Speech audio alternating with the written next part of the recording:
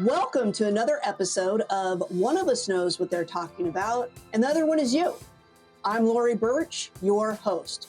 Join us as we discuss and unpack wills, trusts, estate planning, and probate law in a way that's actually informative, interesting, and, well, hopefully entertaining. Because if you don't have a will, the state of Texas has one for you. Let's dive in.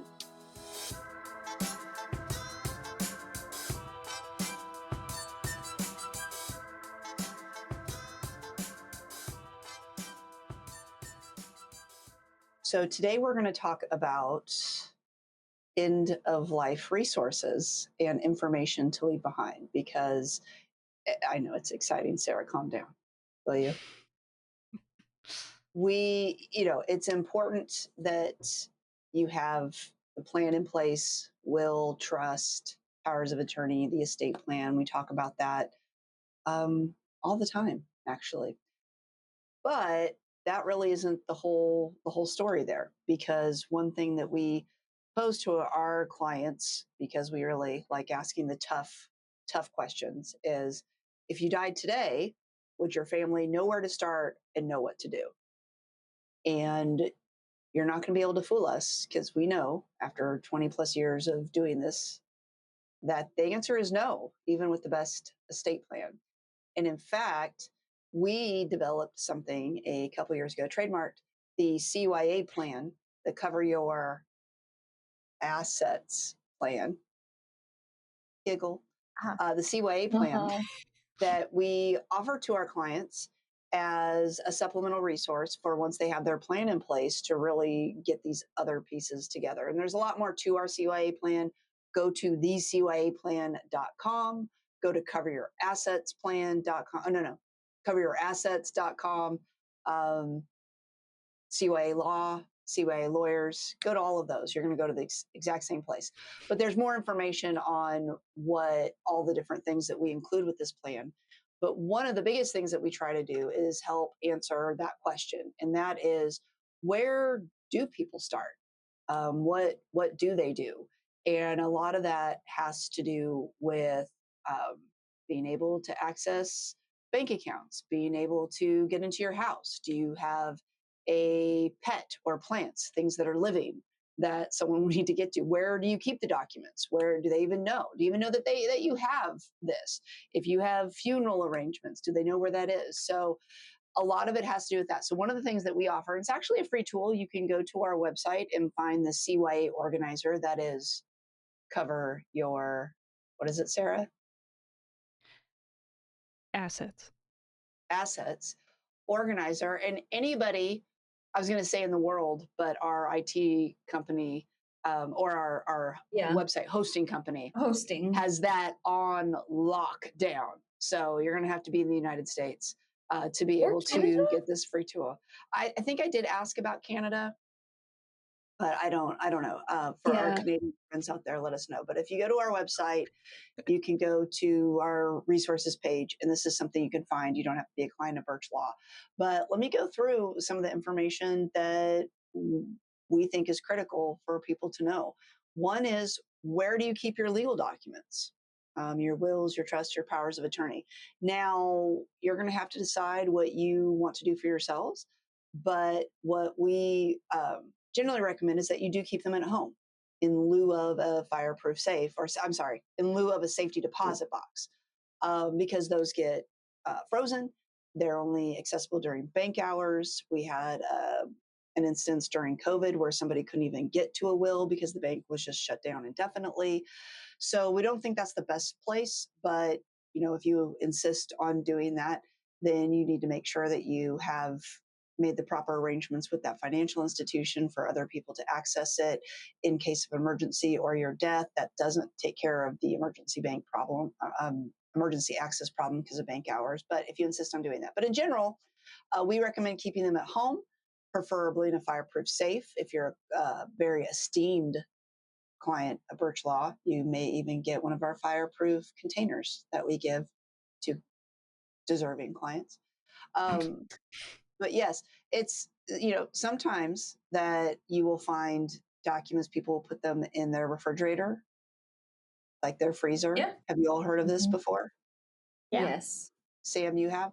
Why do you think, Sam, people would put them in a refrigerator? Is it to keep them fresh?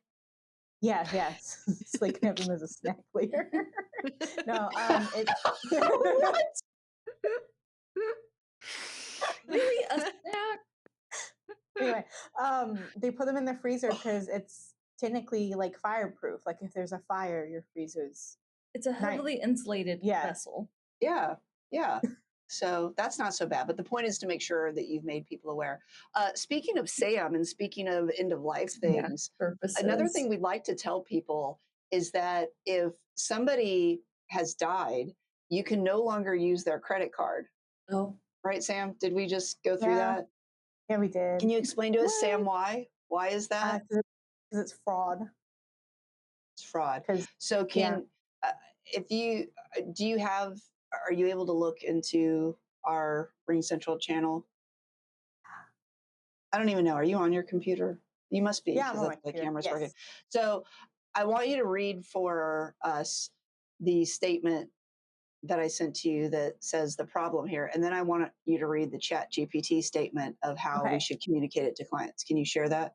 Yeah. So credit cards of the deceased are no longer valid. They cannot be used under any circumstances, even for funerals and final expenses. Transactions on these cards can result in fraud.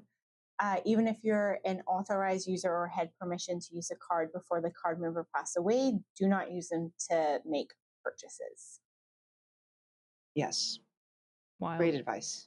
Great advice.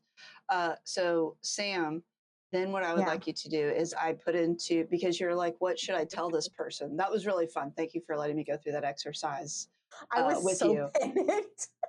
I know. I felt the panic. I thought I was so wrong. I was like, am I wrong? I don't know if I'm using the right words. Like, is it fraud? Is it not? Like, it was a whole thing. So you asked me, how should you communicate this to the potential client? And so I provided you a ChatGPT answer. And what is that? Read it now. Don't do the Sam thing where you like rush through it.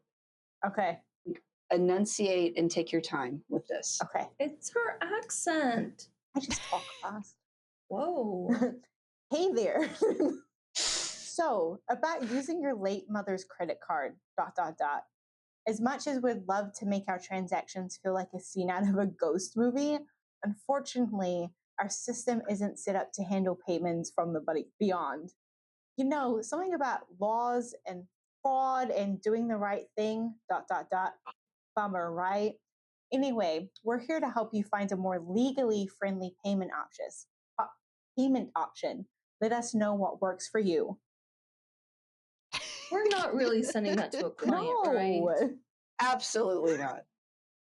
Listen, with sometimes Lori, I can't tell.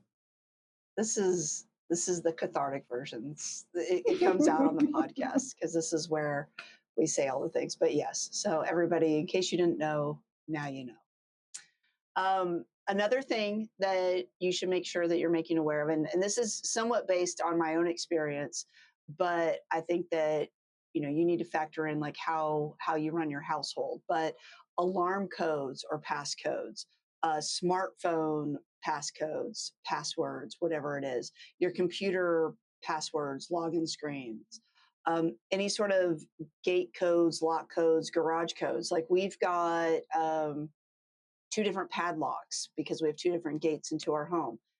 Putting that down, those combinations, like anything else that would impede access to your home, like those are things that we need to make sure that are available. And I alluded to the pets and plants care a little bit more about the former, not so much about the latter, but sometimes people will be picking executors or trustees that aren't local or are out of state even, and that's totally fine. FYI, there's something we haven't really talked about. However, we do recommend that you have a local neighbor or friend that at least has access to your home so there can be some emergency response for if there is something particularly securing an animal. Maybe this is just me. Do I have a dead plant behind me? I even have a dead plant behind me. So don't feel as strongly about that. People feel differently. I do feel very strongly about pets, though, and we want to keep them alive. I'll come rescue Memphis and the others too. Another thing that really hits people hard, if anybody is listening that has experienced the loss of somebody, is when you're having to give information for a death certificate, even at the funeral home, any given day, I could tell you my loved one's birth dates, this, that, and the other, but I'm telling you, you just space out and you forget everything in that moment. So by documenting that, which is what our CYA organizer does, is the full name, how long have you lived in your state? How long have you lived in Texas? Where were you born? What is your citizenship? Mother's name, father's maiden name, if there's any military service, your occupation, even biographical information for you. These are all things that would be very helpful. Something we did at Burch Law, now this isn't part of the CYA organizer, which I think it's time to do it again, is I had everybody write their own obituaries.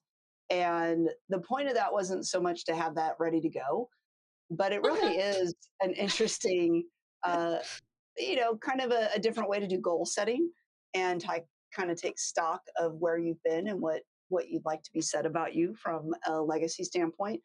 But the more that you put that in, any sort of funeral, burial arrangements, cremation, any of those wishes, if you've made any of those arrangements, people to contact, oh my gosh, that's such a horrible thing to have to do when somebody's passed away, is there's so many people that you need to notify. I don't think sending text messages or blasting out on social media is like the best way to do it for people who are close to that person. So if you can put together a list, and I can speak very personally to this because we're very close to a significant anniversary for the loss of my stepdad, and splitting that up. You're going to contact this set of people, you're going to contact this set of people. So the more you can put that in, the better. Where you went to school, any sort of alumni associations. Is that like the critical, like we got to wind up the business of someone's estate? No, but this is part of who you were. This is part of who you are. This is your story. And we want to make sure that people are made aware of that. For people who might need to know, especially if they're an emergency contact, but not your main person, like who is your executor? Who is your trustee? Who's your accountant, your financial planner? Who's your lawyer? All that information should really be documented. Where do you have your insurance through? Oh my gosh, streaming services. All the different things that you're going to have to call and cancel and cell phone and all of those things are really important to know. And the more you can have it spelled out and just easy access to the information, the easier it's going to be. Another big thing that we talk about is we've talked about this, I believe, in a previous episode, what's called digital assets. So, online accounts, all of that. As much as we can assign people the rights through powers of attorney and trusts and wills to have access. Did you all go to Dutch Bros today? I went before work. I went during lunch. And she didn't offer me anything. I'm seeing you all drink Dutch Bros, and I don't know why you do this on days that I work from home. Because when I'm in the office, half the time I offer to pay for all of it when you're making those kind of runs. So that's fine. You keep flaunting. Oh, not a sponsor. You keep flaunting that. We can go next week when Sarah's gone. Oh, yeah. Oh, dang, wow. Sam. Let's wait. Dutch Bros. In the week after. It's okay, Sam. Because then we can do this. Listen, hold on. Sarah's house will be inhabited and properly fortified. Sam? No. None of us know the relevancy of that by our faces. But I want to know all of Sarah's favorite places, and that is where we're going to go next week. We just take a trip everywhere. Okay, Potbelly, Cane's, Dutch Bros. Not what sponsors. Else do you have a cutesy name for? I'm trying to remember. Yeah. Sarah does love Potbelly Sammy. Wait a minute, Sarah. Do you like hamburgers? It's across our place. Yeah. You like hamburgers? Next week should be the day that I finally have us go to Dell's Hamburgers, this really awesome hole in the wall greasy hamburger spot in Richardson. Ooh. What else can we do to punish Sarah? I think pizza is my favorite food. I could eat that every day. What do you have like a favorite kind? Do you like Chicago pizza? I love Chicago pizza. Okay, so we're gonna order Chicago pizza. We're gonna do that. We'll do that Tuesday because we'll let Jordan get in on the action. Yeah, her mortal enemy. and it's your mortal enemy. And Sarah, don't worry, we will take pictures of all of this and text it to you. Thank you. Okay. Anyway, so usernames, passwords, it's still really good to document that, because even though we can put in there that you have your executor, trustee, power of attorney, agent has control over digital assets, trust me, you are going to confuse people. Cynthia in a moment is going to talk about more social media and other online options or digital asset type things. But just to make sure we get through this, also really putting together a spreadsheet of what accounts you have, where do you bank, bank account numbers, if you have a personal banker, which, okay, Mr. Rockefeller, you have a personal banker. Anyway, but if you do, it's good to know those things, insurance policies, retirement, all of that is really, really important to make sure that you're documenting any, again, this is something that's beyond any of us at Burch Law, even me. But if you own other real estate and like oil interests and all of that, look, I'm telling you, as an attorney who's done probate for nearly 20 years, your family doesn't know. They don't know. They also don't know your actual legal name. So document that if you would. Don't know that. But they don't know. So if you inherited some sort of oil interest in New Mexico, document that somewhere so they have something to go on to try and figure this out. These are all the messes that we untangle. If there's any business interests, LLCs, pensions, stock sharing, anything like that. Back to pets, we always ask our clients if they have any special instructions for their pets, something that, nobody here at Burch Law likes to hear, but technically from a legal standpoint, pets are just considered personal property.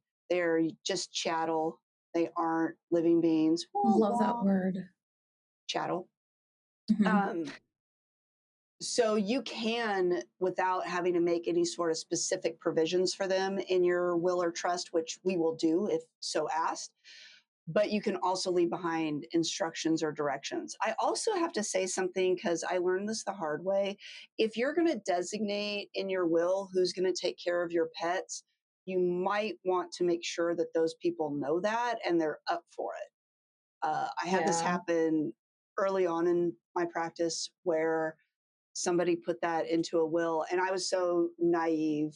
I mean, how old are you, Sarah and Sam? 27. 27, 28.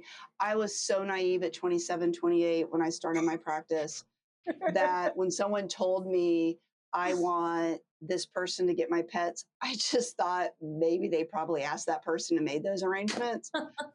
When she died, I found out, nope, that was a complete surprise, a complete and utter surprise.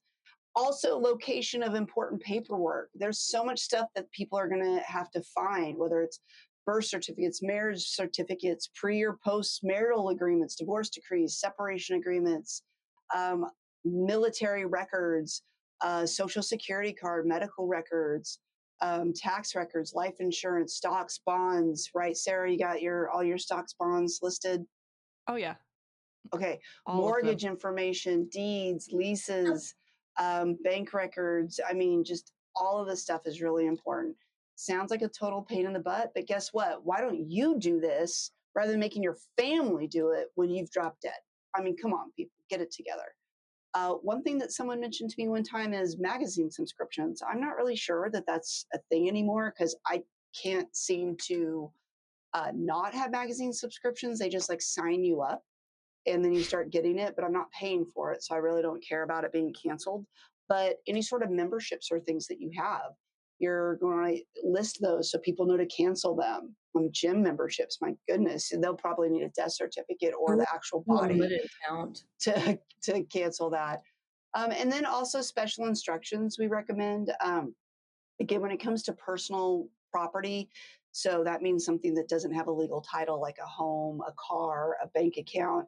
You can leave specific, like, where do you want your stuff to go? Your piano, your TV, your Elvis collection, like all of that. Maybe list that out, kind of help a little bit, because the last thing you really should do for most people is list that sort of thing in your will or trust, because the minute you want to change that, add to it, you're going to have to re-execute this document, which is going to take time and money. So this is a great thing. So that's like a big, big splash overview of a tool that we give to our clients, but through our CYA plan, which stands for what, Sarah? Cover your assets. Okay, say it one more time. Cover your assets. Why'd you say it like that? I don't know. What are you trying to say?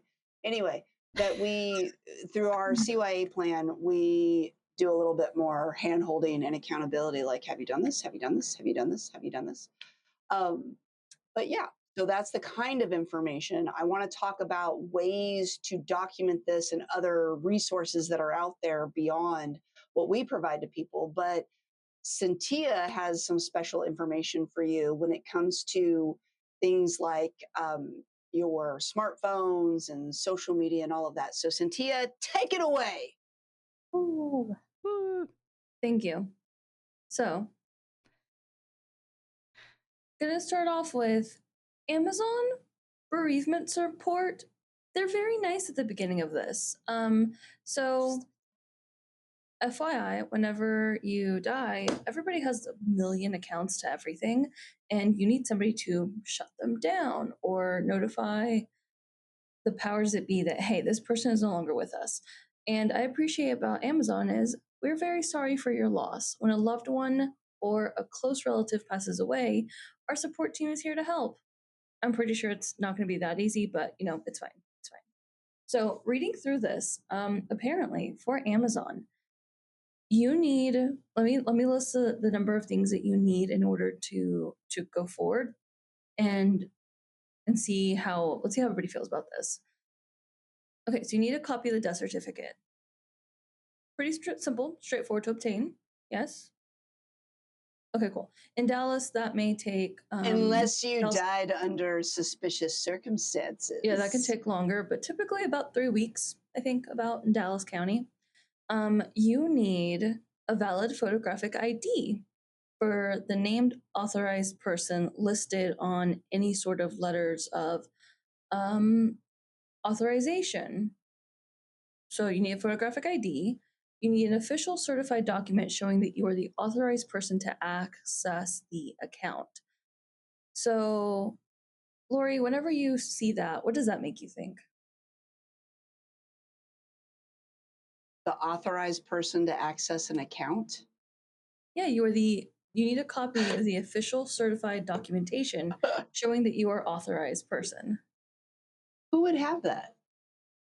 Who is that? Who would be that person? Typically, it's if you've gone through probate for the individual. Yeah, and like that. That's like the cart before the horse. Yeah, but again, this is what you need. And then lastly, you need to have. That's why you should just list your usernames and passwords. Yeah, one of the other things on here, it is. Let's see, where is it? If you have access to the email address associated with the Amazon account, you can just sign into it and proceed with your request. There it is. Is that fraud, Sam? Only if you buy something on it. Yeah, I guess, yeah. Sarah, good job. Yeah. They said that they will ask you, for certain things, but I'm pretty sure they're going to ask you for that list of things I listed. So yeah. Amazon. Wow. Now you know. The more you know. Now you know. I was really surprised to actually find bereavement support as an article title for Amazon. That's pretty impressive, actually. Yeah. Yeah. That's what I thought. Okay, so let's move on to Meta, Facebook. What are we calling it? Because whenever you log into it, it says Meta, but all of their help stuff still says Facebook. So would this be the same for Instagram then? Or like actually, YouTube? Well, YouTube's Google. Well, it's a little different. So hold on. Hold on. First off, Facebook, it just goes right into it. Like, hey, choosing your legacy contact is currently only available for your main profile. It doesn't apply to any additional Facebook profiles. So I'm assuming that's going to go along the lines of some business stuff, things like that. But, there's a place to start. And then it defines a legacy contact. It's someone you choose to look after your main profile look after your main profile if it's memorialized after you pass away. Ah. Yeah. Wait, memorialized? If it's memorialized after you pass away. Give me a second on that one, Sarah. We'll get there. Okay. What your legacy contact can do, they can write a pinned post from your profile to share a final message on your behalf or provide information about a memorial service. And can't you turn your Facebook into like a memorial page? I'm getting there. Okay, can I just say something right now? Fine. Please don't do that we can for me. Stop you. Shut it down. Do I want people like every year like posting shit there? Like, please don't. I mean, I totally respect people who want that, and really, it should be more about the people who are left behind, whatever they need to do to grieve, heal, memorialize. But if my opinion matters at all, I really don't want that for me. Just name like a street or a planet or a library after me. That'll do.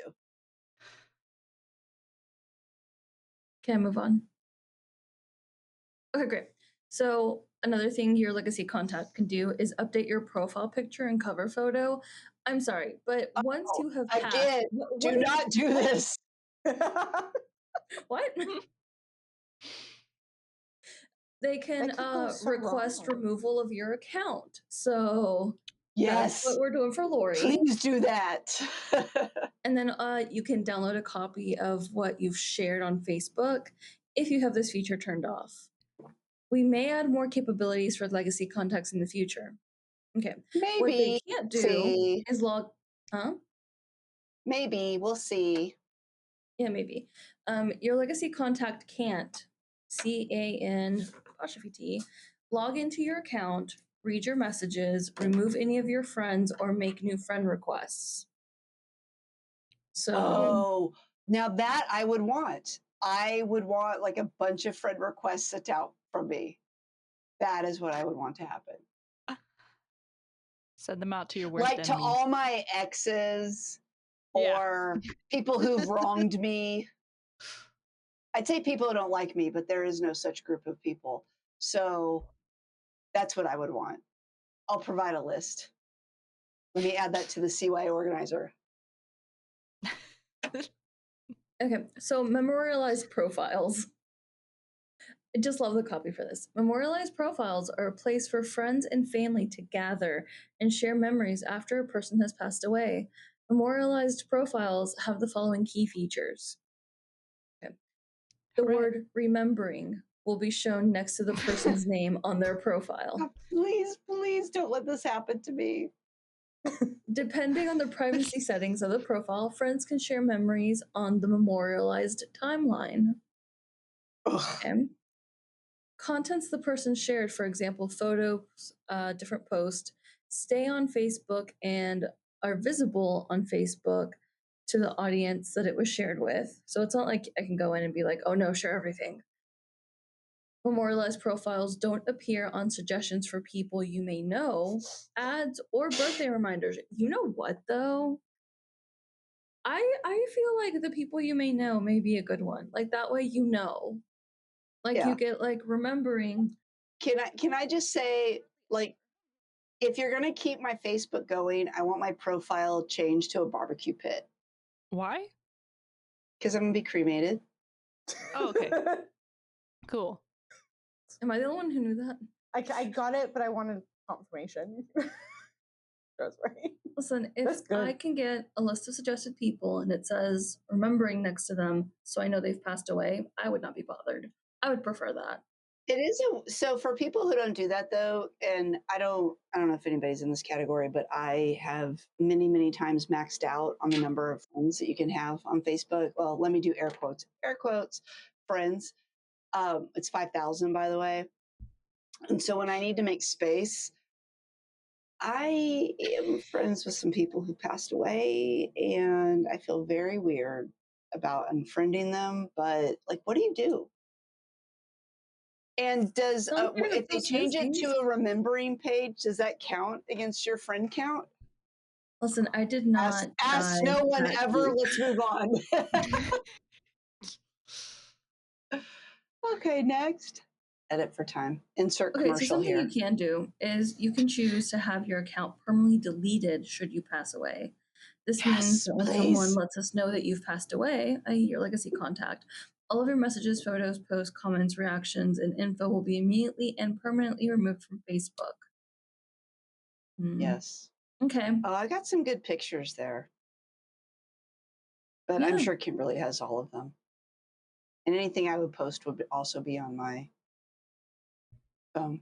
Okay, right? So going on to Instagram, something that Instagram has that Facebook doesn't, we're sorry to hear about your loss, and we're working to make sure your report gets reviewed. Please note that we have fewer people available to review reports because of the coronavirus 19 pandemic, which means it may take us additional time to memorialize or delete the account you requested. Oh, we apologize. Is this still Meta? I think they forgot that page Instagram existed. is owned by Meta, but we apologize and want to send our condolences for your loss. But yeah, theirs has not been updated in a hot second. Well, I mean, this one our signing procedures still tell people they can wear a mask. I mean, they can, though. It happens, is what I'm saying. Well, that's another piece. I feel like now more people are open to wearing face masks just in general when they're sick, as opposed to before, which quite frankly, I'm about. Like, I'm sick. I don't want to get my germs everywhere. I'm going to the doctor. I'm sick. Like, I'm wearing a mask. I feel the opposite. I don't care about spreading my germs now, but I wouldn't mind if people prevent theirs getting to me. You can also do that by you wearing a mask. Yeah, fair. Oh, good. You're choking on your bros. Karma. Oh my God. It's so hard not to. Is that Cynthia's cup? No, you're drinking from? Oh, okay. That's right. Okay. All right, what's next, Cynthia? Let's move this along. Across the desk and stole it. I don't know. Okay, but the same thing with Instagram. You can memorialize accounts. So, yay. Okay. Then we're going to move on to TikTok. No, you just can't. No. Okay. Everything that I've found is no, you can't. That's also, why whenever you're trying to information. Yeah. Whenever you're trying to research TikTok legacy contact information or things like that, I just need you to know that all that comes up is results for on TikTok on how to create legacy contacts for other platforms. So it was a little misleading every now and then. It's like, oh, hey, nope, that's for Facebook. Nope, that's for your iPhone. Which brings us to the next one for your iPhone. Make sure that on your phone, in your settings, there's a way to set a legacy contact. That is a way that you can have somebody predetermined. It'll have their contact added. It'll have like number, name, email addresses, what have you. Because Apple is very good at locking it down if you've passed. And that way, like other people can't like just get an order to access your phone. So they've been pretty good at making sure like that privacy is kept. So you need to designate a legacy contact, or like Lori says, just make sure your kid has your same face and they can unlock it. Okay. Next we have. That's true. Yeah. She's been able to do it before, hasn't she? I mean, I don't know, but I think when when she gets to adulthood, she's probably going to be able to do that. So next is how to contact Twitter about a deceased family member's account. I refuse to call it another thing. So for this one is you can request the removal of a deceased account user after you submit a request. So this is very much so like you just have to email them and you have to like go through this process. You're going to need documentation, copy of the death certificate, a copy of your photo ID, information of the deceased. So, good luck with that. And then the other part is incapacitated users. So there is a whole process to remove the account of an incapacitated user. Now, how do I put this delicately? It does not define what an incapacitated user is or how to determine that. So it's fine. I'm just saying we're not sure what that means. Okay. But you can do it. And then one that I know Lori's going to roll her eyes about. I know there's a lot of people out there who have Steam accounts, who have other digital gaming acquisition accounts. Just go with it. It'll matter to somebody. Me. Steam, as of right now, they do not have a way to set up any kind of legacy contacts. They don't have any way to transfer games on your account to other profiles whenever you pass away. So, good luck with that. However, there are other places like if you use GOG, if you use, I forget the name of the other one, Humble Bundle, things like that. You get the actual token, so you own it. So that way you have it and you can pass it on. So this is something that was actually a pretty big deal a couple months ago with Steam. But as of right now, I can't find anything to where they've said that they've updated that policy or that they're working on it. However, something interesting, I did find a post from several years ago where they're talking about that Valve, which is the owner of Steam, has implied that in the unlikely event of their collapse, they'll unlock the content for everybody. What the hell is Steam? The game hub. It's essentially, think of it as a place where, like, how Amazon, you buy a lot of movies digitally? Yeah. A lot of people do. Okay, it's essentially for games though, but games cost a lot more than movies. So brand new releases, like people drop $60 plus on things. If you're somebody that's into MMOs, that's something that you can also do through Steam. So essentially, a lot of people have sunk a ton of money into this, and they're like, well, what happens whenever I die? So hopefully they go with the unlocking content. I'm surprised they don't have something.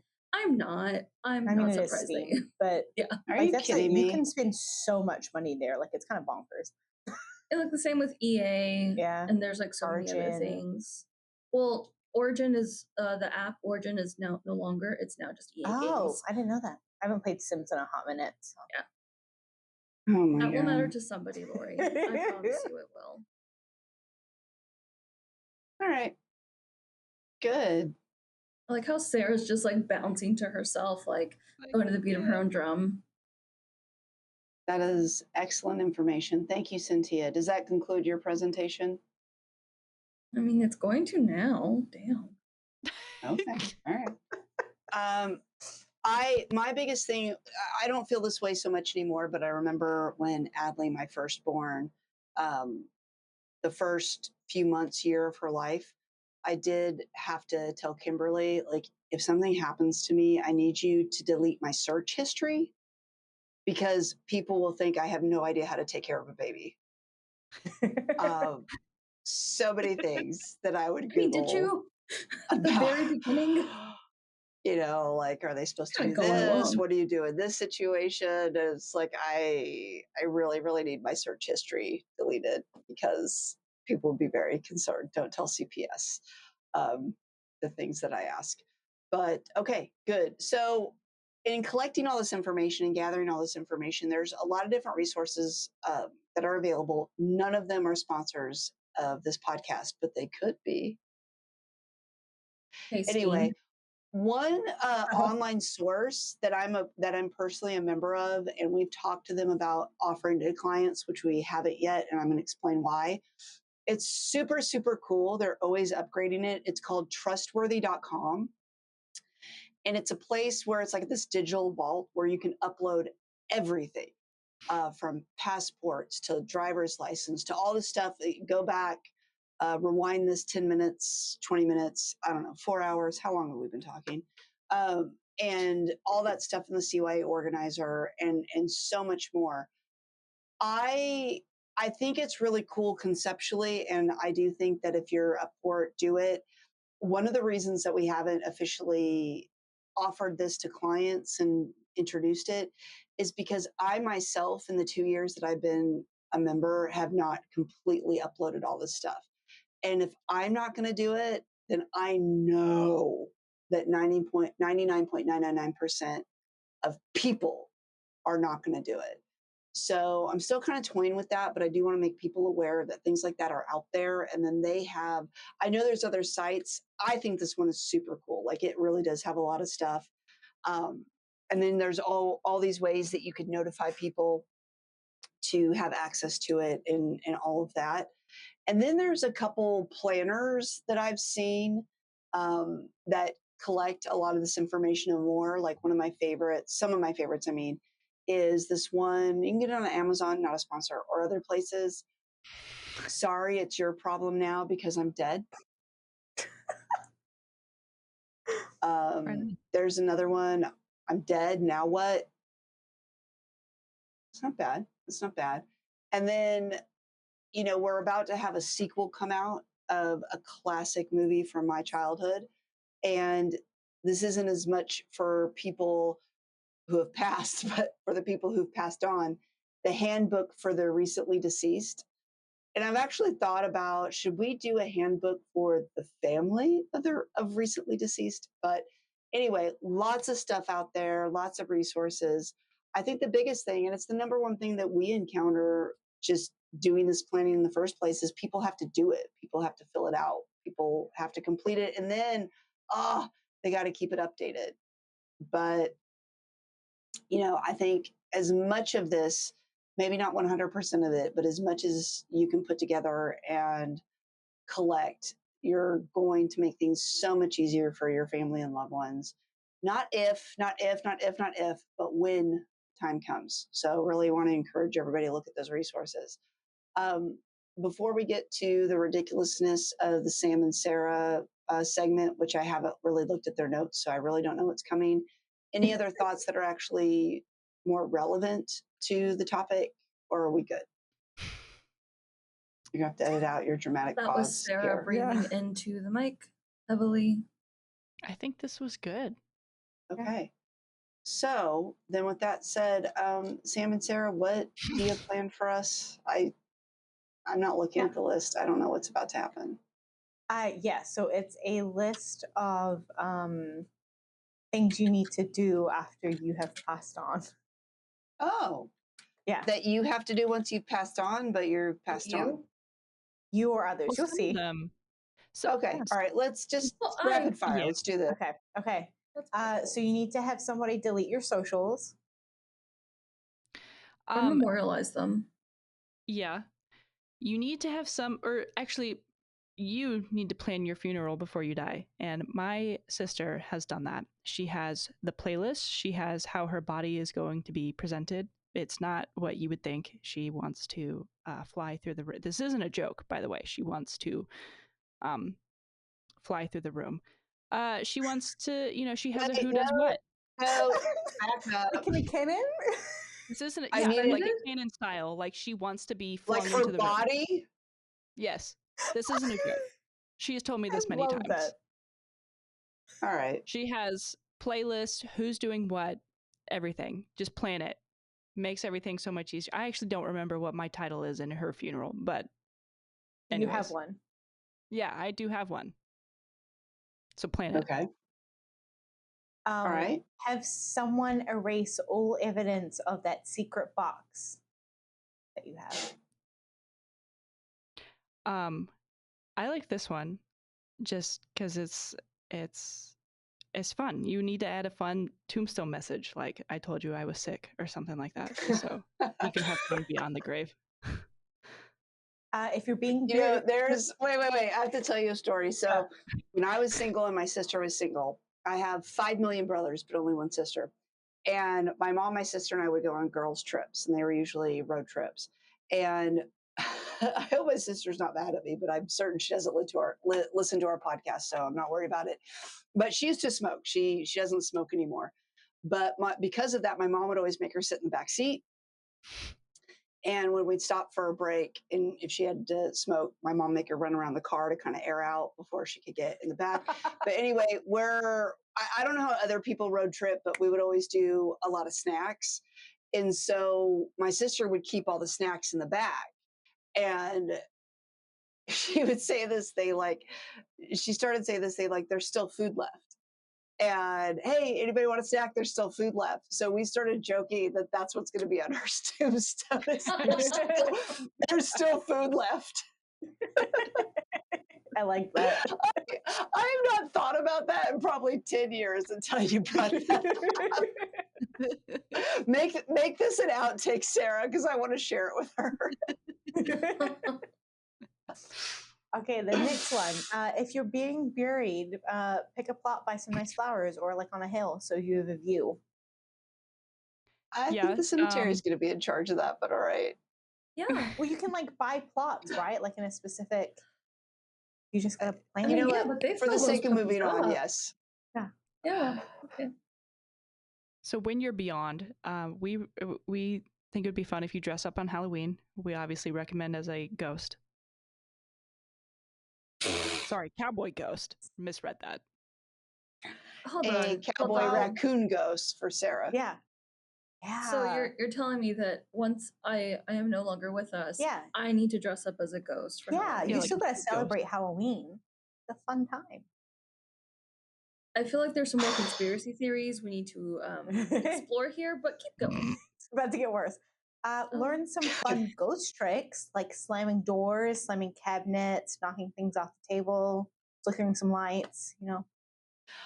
If I were a ghost, I think I'd do something so much more subtle than that. Mm-hmm. I think I'd take, let's say, a couch and move it an inch every day. That's what Luke does in real life. And just see how long it takes. Yeah. That's a good one. I like that one. That's so funny. This one's obvious, but avoid. Sorry, they just get worse and worse. This one, just avoid the Ghostbusters. If you're a ghost, you're a ghost, them.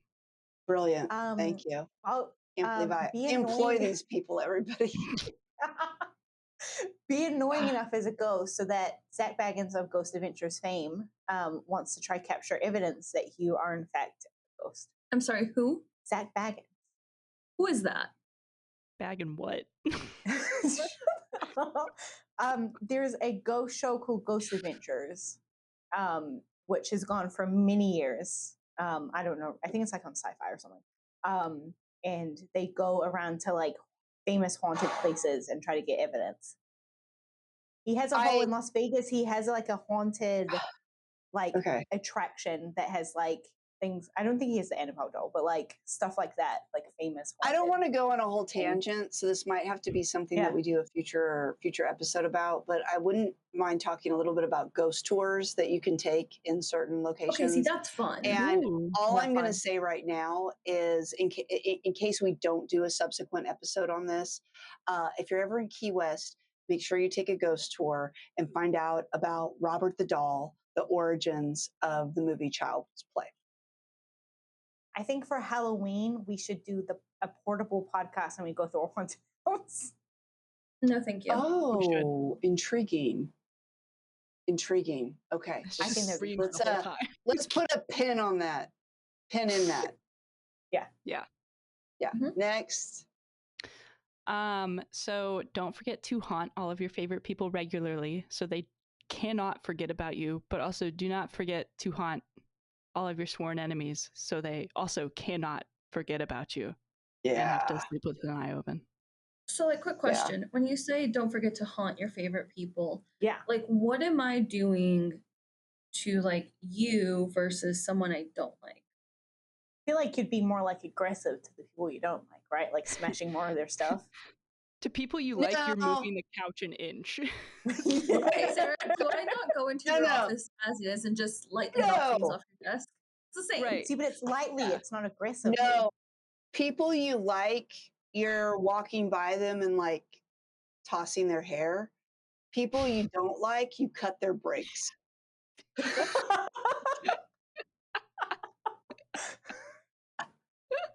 Or that. Sarah, I'm going to move everything in your place if I die first. Please edit that out.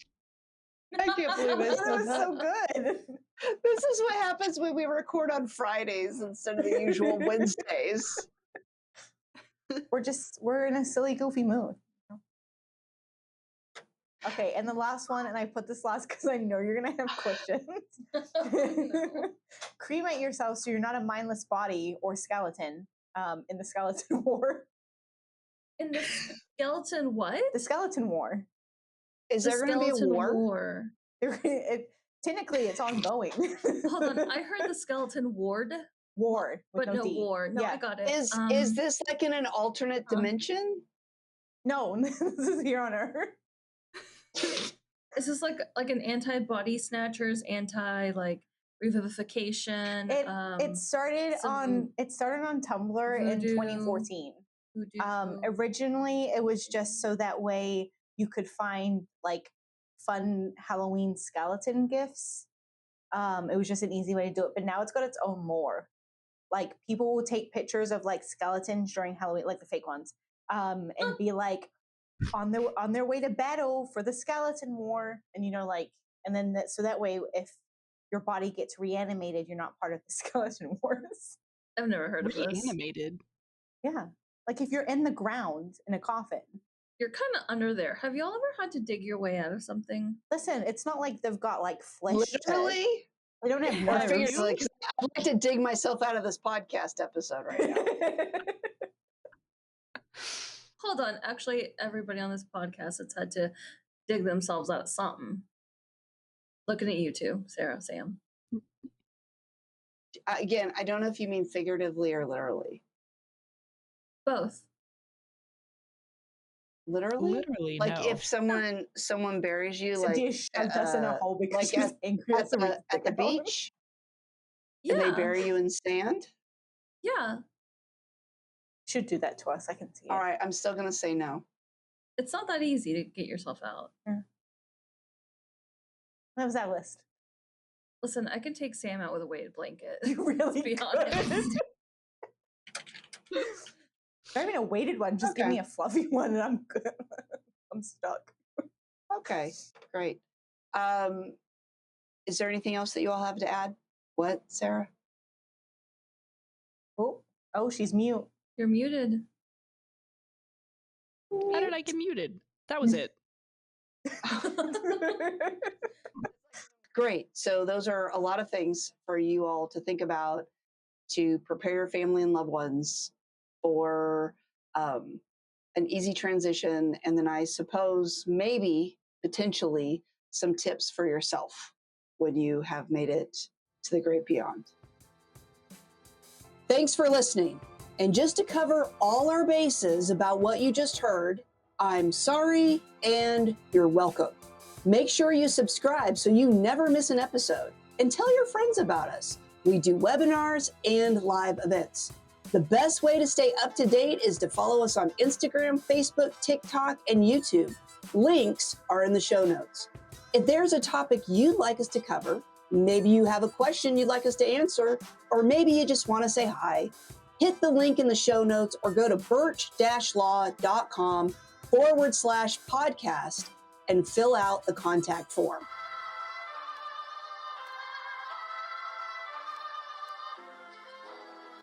Much better.